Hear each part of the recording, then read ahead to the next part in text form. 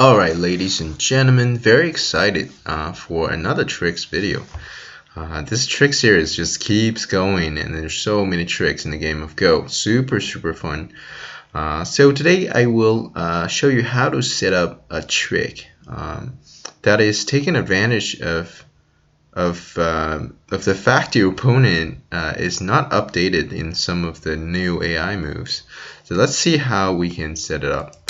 To set it up, you will play a weird looking 3-5. That's an interesting move to try out in your game. White will likely take the other corner, and now we can defend ourselves at 0-17. And now White will play somewhere else. That's possible, but a lot of times your opponent will just come in like this, and then we will play out the pressure move. And after this, White will jump out, and now we will push. White obviously will extend, and then Black push once more.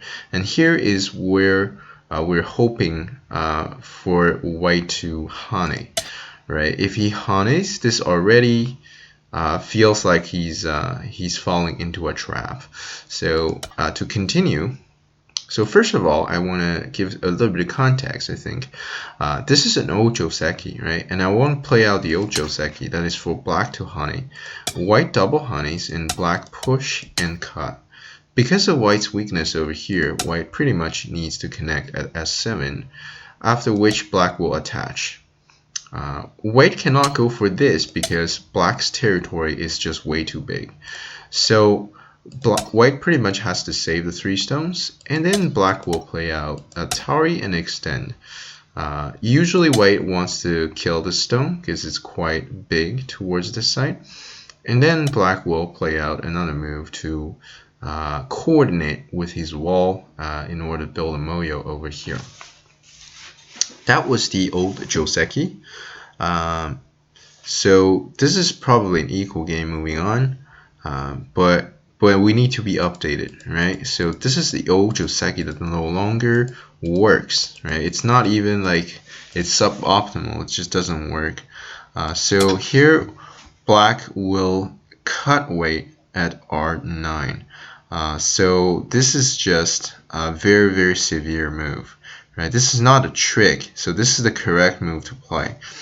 And here, very sorry about that. So Black will push first. That's pretty much a forcing, and then Black will cut at R9. The reason you want to push first is to avoid some sort of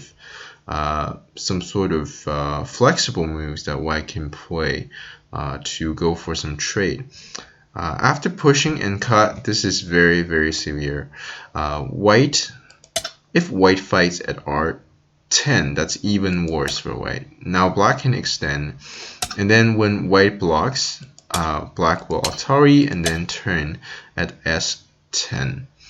White is forced to extend, and then we will crawl a couple times.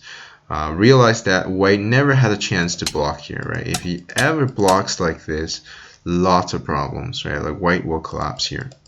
White can only extend, and Black will extend. Again, this is not going to happen, right? If you do this, I can cut you like this, and check, there's another cut.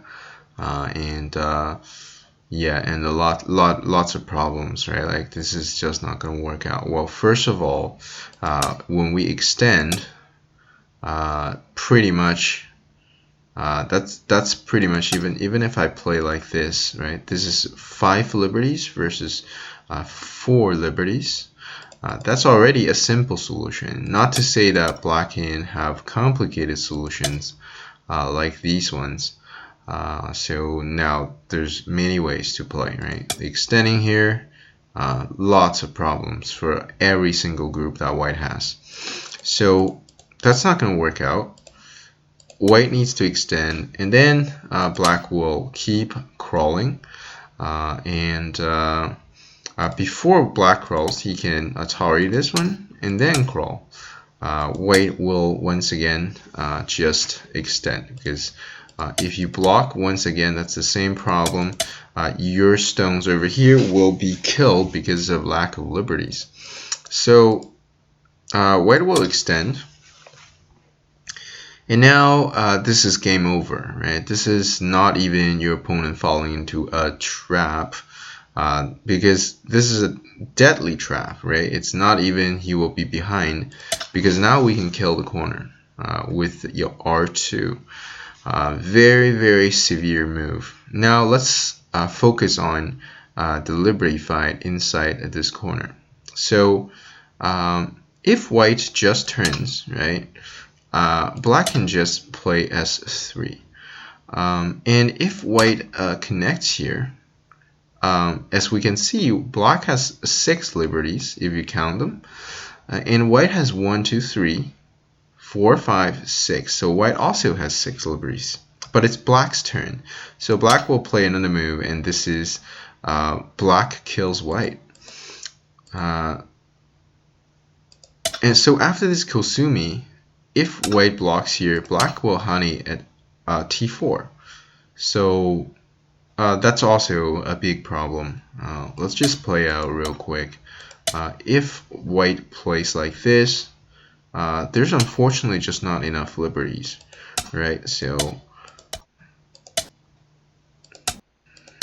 very unfortunately, black loses by 1 liberty. So yeah, and then obviously there's some other variations such as this one, but then black might just throw in like this, and then white will die as well. So it's a clean death for white if white just turns. You might be wondering, what if white attaches at S2? If white attaches at 2, we will honey. White's best follow-up is to clamp at Q2, right? And then black cannot do this, obviously. And black cannot connect here either, because now white can push, and there's a Mii situation. Black will Atari at T2, that's the accurate continuation, and white needs to extend here to make sure this group cannot make a life. Black follows up, white drag the stone back, black will clamp, and before black clamps, black can push one. So this is a sente, and black will clamp here, and now white is forced to block this connection, and he needs to kill this group because there's not much to do outside. It's all enclosed. So white will play this one. After this exchange, black can throw in, and white is dead, right? This I kills no I, so no problem for black. So white is clean dead in this attach variation. What about he plays this? T3 variation. Would that change anything? Well, the answer turns out to be not really. So black will crow at S2. And now when white tries to kill black, black can connect at T9, and that's pretty much game over, right? So if white connects here, that's the best way to extend liberties. Black will peep in. So let's take a look at what happens with the liberty fight. White tries to kill here. And turns out that at this point white is dead, right? Because white cannot fill in this one, and white cannot fill in this one. So black will successfully kill all that, and this influence is absolutely monstrous. So this is game over, pretty much. So at this point, if white does not, he just goes like this, huge problems, right? So we can play like this, and then check. White has 3 liberties and black has 4, so white is also dead.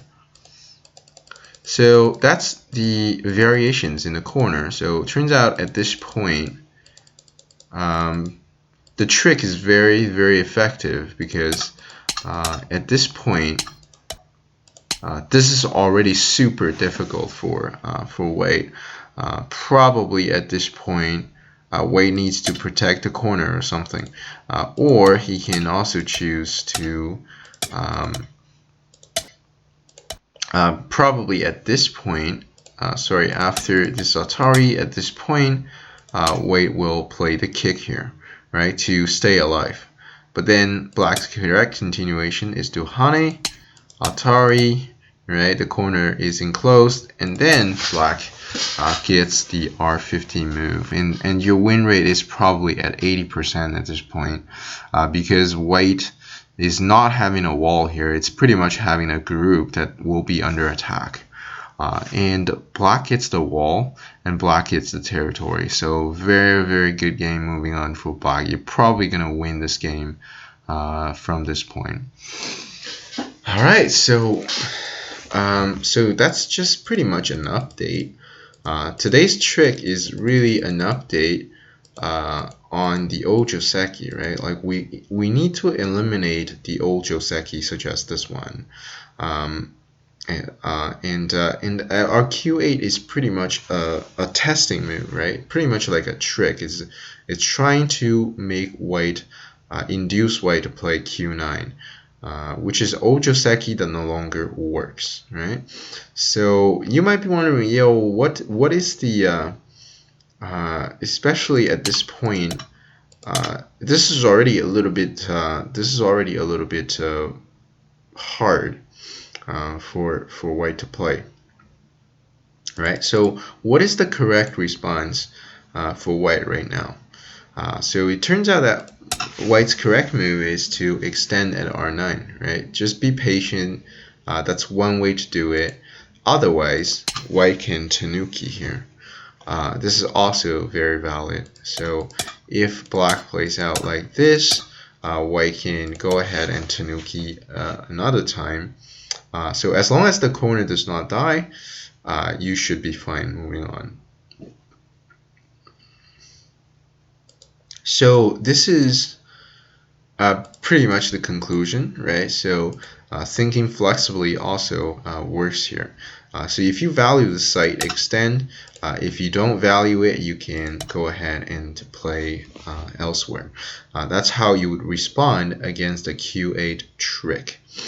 All right, so just to make sure you don't play the old Joseki. All right, so quickly recap, right? So at this point, how you would do it is to always push first and then cut. When White fights you like this, he is in big trouble, right? We can crawl a lot of times. Anytime he blocks, we can cut, and White is in trouble.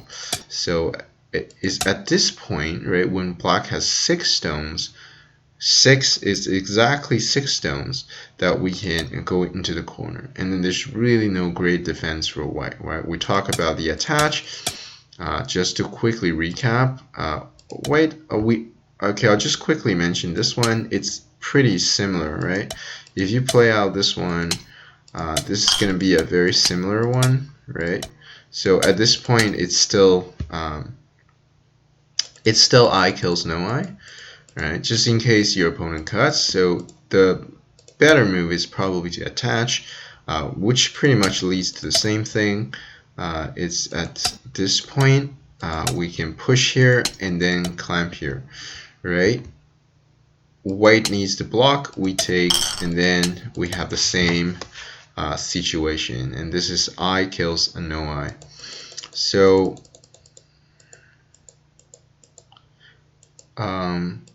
yeah, just I need to make sure the order is correct. So before you crawl this one, you can Atari here, right? We mentioned why White is not going to block, because at this point White is going to be killed.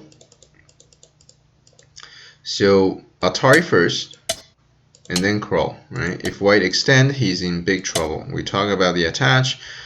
What about the Kosumi? Kosumi, we will go in. When he turns, we have a Tsuji that is connected T9. Pretty much game over, right? Doesn't matter what White plays. If this one, you're gonna play this one, and then you're gonna play the Liberty Fight, and you're gonna win. If this one, we have this Nice Tsuji going on. Right, at this point, 3 versus 4. And what else can White play? White is pretty much in a very serious situation, right? If you play this one, I can Kasumi, and check this. This is 6 liberties versus 5 liberties. So it doesn't matter what White plays, he is short by 1 liberty. So that's pretty much game over.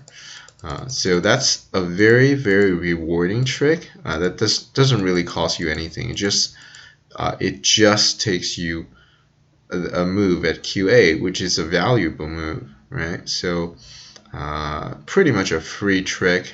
Really nothing White can do to punish. So to avoid it, you can extend or you can Tanuki. Right? So equal game moving on if White does not fall into the trick. Alright, if you liked the video, give a like and don't forget to subscribe to my channel for more tricks. They're still coming out as time goes.